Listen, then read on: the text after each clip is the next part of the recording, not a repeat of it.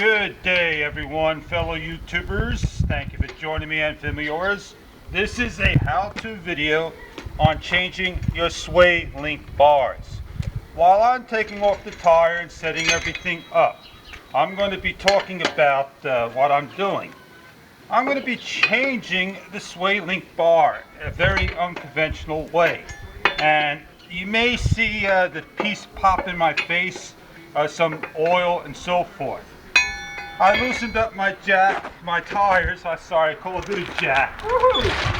I'm going to position my floor jack. I'm going to position my hydraulic jack into the correct positions. Give me some time, and here we go. Looks like I'm pretty good. Set up where I have to be at. Definitely nice and safe. I'm going to leave this underneath the car. Of course, I put my glasses on. My near vision is shot. I want to make sure this is on. Good to go. We're filming in high definition HD 1080p today. I want to be off the floor. Off the floor. So, it's going to take me half an hour to do this, and I hope you guys enjoy the video. Get underneath, make sure I'm nice and safe under there. Looks like a good spot right there. Raise it up a little higher. Make sure my hat stays on. Lower it down, nice and gentle. Make sure it clicks. Oh, car moved. Tire comes off now. Very fast it comes off. Look at that. Spin it.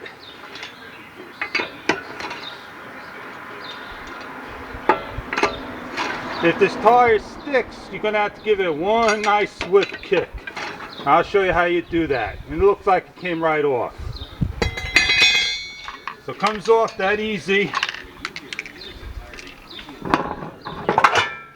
There you go. Okay guys, can you see the link here? Nice and clear. I do apologize if the light is not on there correctly. I have a light above. It does match up the way it's supposed to look. When you take these off, no matter if you take the bottom or the top, this sway bar is going to kick up.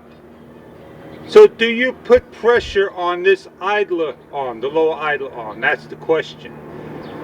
In this bolt, there is a special tool that goes in there. So you need to use an open end wrench. What I'm going to do now is just spray with WD-40 on the bolt as well as silicone and allow it to evaporate, lubricate, and so forth. Rule of thumb, right hand, thumb's going this way, tighty, left thumb going this way, loosey.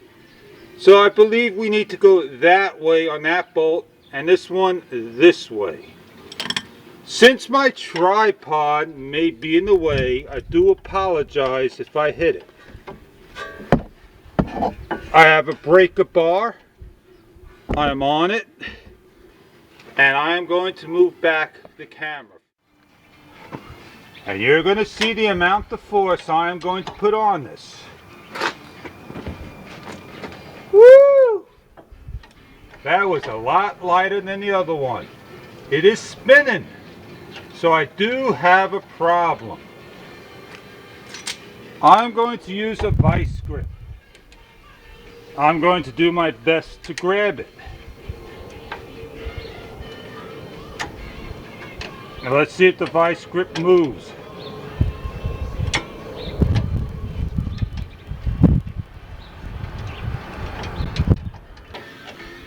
I want to make sure I'm not just turning for no reason. Oh, look at that. Popped it off. I purposely popped it off so I can now grab this. That's what you guys should not do. Pop things off by mistake. One more turn.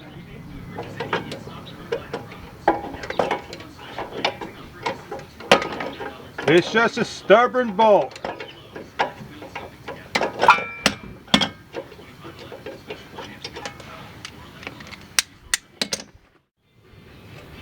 Let's try to take this one off. A little pressure on it. Okay, we'll take off the next piece. Of course, I'm going to apply some pressure, and I'm going to apply some breakable pressure. Enough to, I can't take this off my hand, but you know what I'm going to do, people. I'm going to break the part. Snap it right off, just like that. I love to break things. Oh boy, there's a fish. Roaster love to break things. Well,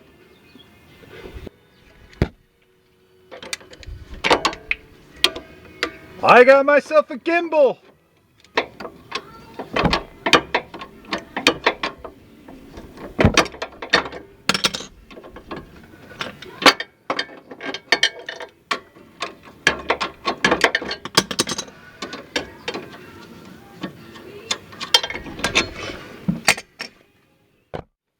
Okay,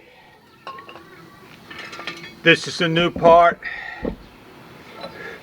That's the cover.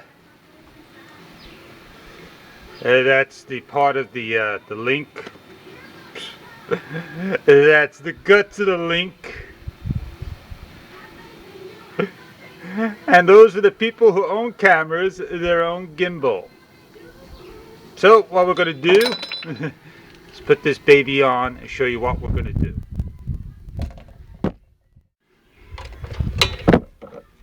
Take off the bolts that came separately. You want to piece fit this on. And if it doesn't go on, then you're going to have to now figure a way to get this on there. Very, very gentle. Okay.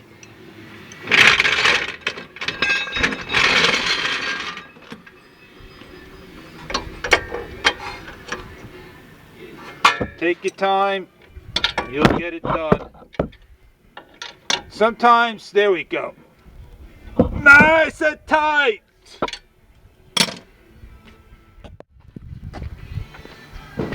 Oh man, I'm glad that's all over with. Lights are off, done. Tools are all out of the way. Nothing underneath the car. The wheel goes back on. Brakes look like they got another 40,000 miles to go at least. There you go, people. Get the tire back on there. Snug up these bolts. And that's it. $12 a link. $110 at the store. That's $120 all together for the parts and labor. And let me tell you, that shop's going to charge you an arm and a leg, $120, and even charge you for the whatchamacallit, the cleaners and all that good stuff. And is it worth doing? I can't tell you. I think I got a bolt missing. I'll find it sooner or later. It'll come up. It's probably underneath the car.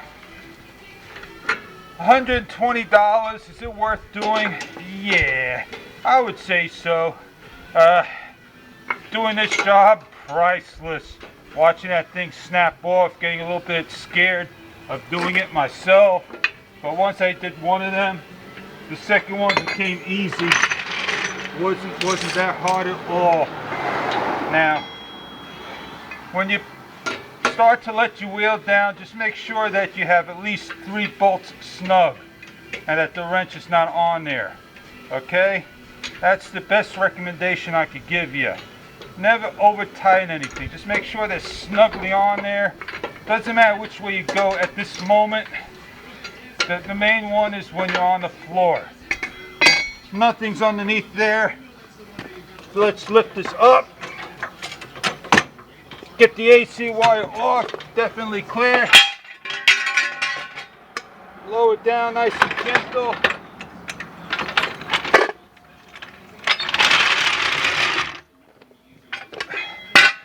Cross. 1, 2, 3, 4, 5. That's it. I'm on there. Even though I went there, I know they're on tight. Let's give a conclusion to this.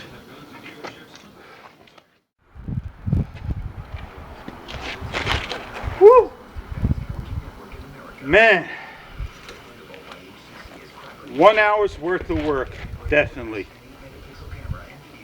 None of these look defective at all, nor rusted. The covers were on, and there's definitely grease in this. This is what it looks like close up, and I'm filming in high definition, 1080p. When you take these babies off, that's what the insides look like. This is what's holding on. A gimbal. You can use this for your camera mount now. And of course, you got a cover. They got 4 little gray tabs that stick out of there. Any of them are broken, you're damaged. 14 millimeter. I think the instructions said 12 millimeter on the site. 14 millimeter ratchet fit. I use a definitely at least a minimum 1 foot breaker bar. That wasn't the problem. You really need to have an open end wrench and the correct Allen key or star Torx tool that goes in there, so this way you can spin it right off. A ratchet open end wrench would have made my job a lot easier. I hope that my knocking at low speeds will go away. If it isn't, then I know it's the idler arms that has the rubber bushings in there that can be separately replaced for, I guess, $10 to $30, and I won't be able to do that job myself. I think I need a compressor for the struts, and you got to press them out of there, and I'm not ready for that task. I like to do general stuff. The older I get, the lazier I get, the wiser I get. The motor mounts, I should have done myself for my car. The guy who did it, I got noises now. This like I'm on a hill, and it knocks into a gear. And man, I shrug my shoulders like this every time I hear it. And I just think maybe it's because it's aftermarket parts. Genuine Honda parts. Job well done. Half an hour on this. You'll see a lot of editing. I'll time-lapse the video and hope you really enjoyed it. I had a great time changing it. I'm confident that they're on there, and that may stop those damn New York City potholes. DOT city workers, you guys do a great job, but you know what? You gotta repave the whole street. Everybody's gotta take the time to slow down, relax, and live back to 1970s life. We're overpopulated, and we're always in a rush to get things done.